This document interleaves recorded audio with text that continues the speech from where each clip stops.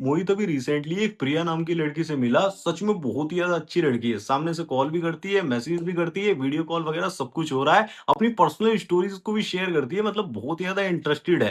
But पता नहीं कुछ सडन रीजंस की वजह से अचानक से उसके कॉल आना बंद हो गए। सामने से मैसेज भी नहीं आ रहे और मोहित को डायरेक्टली बोल दिया कि यार मेरे को थोड़े दिनों के लिए स्पेस चाहिए। और यहीं पर मोहित एक डेंजरस ट्रैप में फंस गया, ओवर थिंकिंग के ट्रैप में। वो तुरंत से ही सोचने लगा कि कहीं वो मेरे अंदर से इंटरेस्ट तो लूज नहीं कर रही है, क्या मुझे और ज्यादा मेहनत करनी चाहिए, और ज्यादा एफर्ट्स डालने चाहिए, या फिर वो मेरे साथ सिर्फ गेम्स खेल रही थी, उसकी वो फीलिंग्स फेक थी। तो यहाँ पर मैं आपको लड़कियों के बारे में एक ऐसा अनटोल्ड ट्रूथ बताता हूँ ना, जो आपने कभी भी नहीं सुना होगा। जैसी ही एक लड़की अपने दिल में आपके लिए स्ट्रॉन्गेस्ट फीलिंग्स को फील करने लगती है ना, वैसी वो रिएक्ट करने की बजाय साइलेंस को प्रेफर करती है। This is called avoidant attachment style girls. इसके पीछे की साइकोलॉजी आज की इस वीडियो में हम समझेंगे, क्यों वो अचानक से डिस्टेंस चाहती है, अचानक से पुल बैक करती है, पीछे हटने लगती है। तो वीडियो को एंड तक जरूर से ही देखना, सारी चीजें क्लियर हो जाएंगी। तो फिर चलिए बिना टाइम वेस्ट करे वीडियो की शुरुआत करते हैं। Women secret psychology you need to know. जब लड़की डिस्टेंस ले रही होती है या फिर साइलेंस क्रिएट कर रही होती है ना,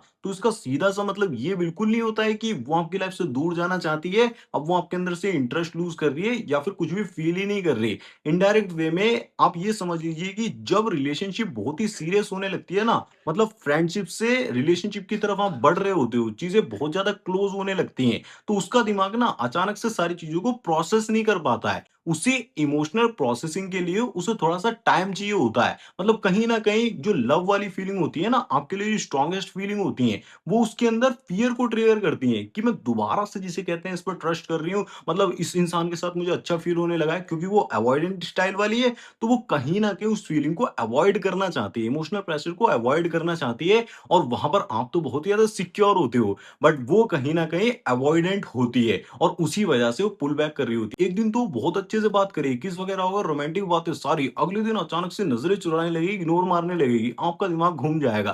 तो यहाँ पर ये समझ लो कि आपसे दूर जाने का मतलब ये नहीं होता है कि वो सच में आपसे दूर भाग रही है, नहीं। वो एक तरीके से सेल्फ प्रोटेक्शन होता है। वो खुद की फीलिंग्स को प्रोटेक्ट करना चाहती है। वो जो हर्ट उसको होता है ना बाद में, उससे खुद को बचा रही होती है। तो आपको घबराना नहीं है। And most guys do this common mistake. मेरे भाई, जब भी आप लड़की को प्रपोज करते हो, आई लव यू या फिर आई लाइक यू बोलते हो, तो हो सकता है वो आपको बहुत ज्यादा पसंद कर रही हो, तो इंस्टेंटली वो भी आपको प्रपोज कर दे, आई लाइक यू वगैरह बोल दे। बट जब वो घर पहुंचती है तो ओवर थिंकिंग चालू हो जाती है। एक तरीके से जो इंटीमेसी होती है ना, उसके अंदर डेंजरस को ट्रिगर करती है, उसे काफी डेंजरस फील होता है। बेसिकली अगर आपकी एनर्जी बहुत ही ज्यादा उसे सेफ फील कराती है, वो आपके साथ इमोशनली सेफ फील करती है, ट्रस्ट कर पा रही है, तो प्रॉब्लम नहीं होगी। बट अगर वो इमोशनली सेफ फील नहीं कर पाती है, आपकी एनर्जी बहुत ही ज्यादा एंग्शियस है, आप बहुत ही ज्यादा चीजों को लेकर इनसिक्योर रहते हो, जबरदस्ती करते हो कमिटमेंट के लिए, तो वहां पर चीजें खराब होने लगती हैं। तो जैसे जैसे रिलेशनशिप आगे बढ़ती है, स्टेप्स आगे बढ़ते हैं, सीरियस होती जाती हैं चीजें, वैसे वैसे उसे थोड़ा सा डेंजरस भी फील होने लगता है। और एक कमाल की चीज यहाँ पर यह भी होती है, जब वो सिंगल होती है ना, तो उसे पूरी तरीके से फ्रीडम होता है, किसी से भी बात करो, कुछ भी करो, कोई रोकने टोकने वाला नहीं।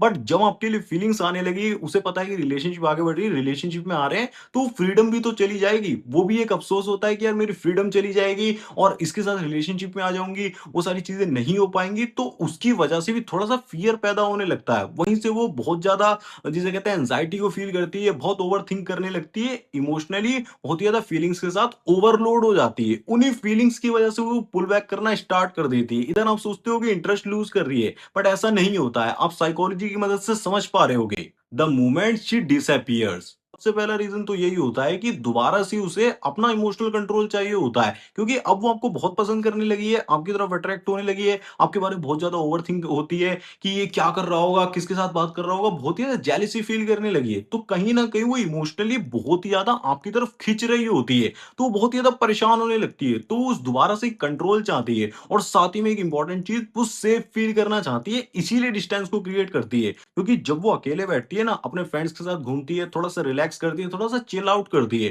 तो वो जो एंजाइटी वाली फीलिंग होती है ना, धीरे धीरे डाउन होने लगती है, धीरे धीरे शांत हो जाती है। और दोबारा से ही जब वो सारी फीलिंग्स डाउन हो जाती हैं, शांत हो जाती हैं, तो वो दोबारा से कनेक्ट करने के लिए तैयार होती है। बट जब तक उसका इमोशनल कंट्रोल नहीं आता है उसके पास, तब तक वो थोड़ा सा अवॉइडेंट वाली लड़की जो होती है, वो खास करके अवॉइड ही करती है, दूर जाना चाहती है। She never lose interest in you. अब इस सिचुएशन में ज्यादातर लोग ये गलती करते हैं, वो इंस्टेंटली रिएक्ट करते हैं कि अगर वो मेरी लाइफ से चली गई ना, तो पक्का उसने इंटरेस्ट इंटरेस्ट लूज़ कर दिया, मेरे से कोई गलती हो गई होगी या फिर मैंने वो गलती करी थी, बहुत ज़्यादा उसके बिहेवियर को एनालाइज़ करने लगते हैं, मैथ की तरह सॉल्व करने की कोशिश करते हैं। बट मेरे भाई ऐसा बिल्कुल भी नहीं होता। देखो आप सबसे पहले तो ये चीज़ समझो कि अगर लड़की डिस्टेंस बना रही है, तो हमेशा इसका मतलब रिजेक्शन नहीं होता है कि वो मतलब आपकी लाइफ से दूर जा रही है तो अचानक से सारा इंटरेस्ट लूज़ कर दिया, अचानक से फीलिंग्स बिल्कुल मर गई, ऐसा नहीं होता है। बल्कि कभी-कभी ऐसा भी होता है कि उसके खुद की लाइफ के बहुत ज़्यादा स्ट्रगल्स होते हैं। उसके अंदर के जो इंटरनल स्ट्रगल्स होते हैं ना, वो उनसे ही लड़ रही होती है।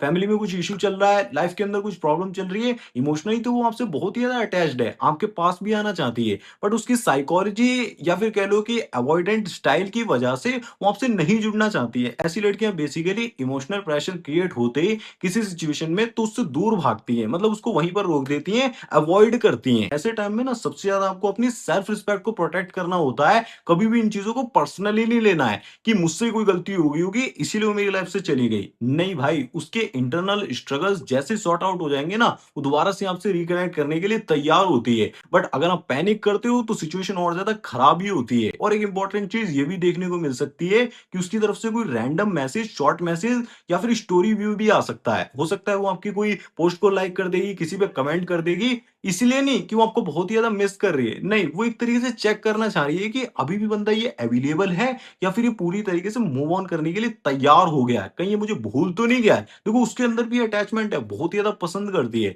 बट वो कनेक्शन को अवॉइड करना चाहती है। डीप में अभी इमोशनल कनेक्शन नहीं बनाना चाहती है, अवॉइडेंट अटैचमेंट स्टाइल की वजह से। और अगर आप उसके हाय हेलो के शॉर्ट मैसेज पर ही बहुत जल्दी डेस्परेट हो जाते हो तो उसको समझ में आता है कि ये बंदा इमोशनली बहुत ज्यादा वीक है और वहीं से आपका फ्रेम का कंट्रोल भी लूज होता हुआ नजर आता है। आपको ऐसा नहीं करना है, आपको अपनी फ्रेम को मेंटेन करके रखना होता है। कहीं ना कहीं वो यही देखना चाह रही होती है कि ये बंदा मेरे जाने के बाद भी अपनी लाइफ को जी रहा है या फिर सिर्फ मेरे लिए इंतजार कर रहा है। She wants connection but run away. अब ये जो अवॉइडेंट अटैचमेंट स्टाइल वाली गर्ल्स होती है ना, इनके साथ मेन प्रॉब्लम क्या होती है, ये आपके साथ कनेक्शन तो चाहती है बट जैसे ही आप कनेक्शन बनाने लगते हो, कनेक्शन डीप होने लगता है, ये पुल बैक करती हैं। क्लोज तो आना चाहती हैं बट जैसे ही आप क्लोज आने लगते हो, ये पीछे हटने लगती हैं, डिस्टेंस लेने लगती हैं, क्योंकि इनकी साइकोलॉजी वही होती है, अवॉइडेंट अटैचमेंट स्टाइल। ये खुद से भी आपसे प्यार कर रही होती हैं, सीरियस भी होना चाह रही होती हैं, इंटरेस्टेड भी होती हैं, बट इनकी साइकोलॉजी ऐसी होती है, ये ऐसा होता है कि बहुत ज्यादा कभी तो इंटरेस्ट दिखा रही है, कभी अचानक से पीछे चली जा रही है, अचानक से आ रही है, अचानक से गायब हो जा रही है।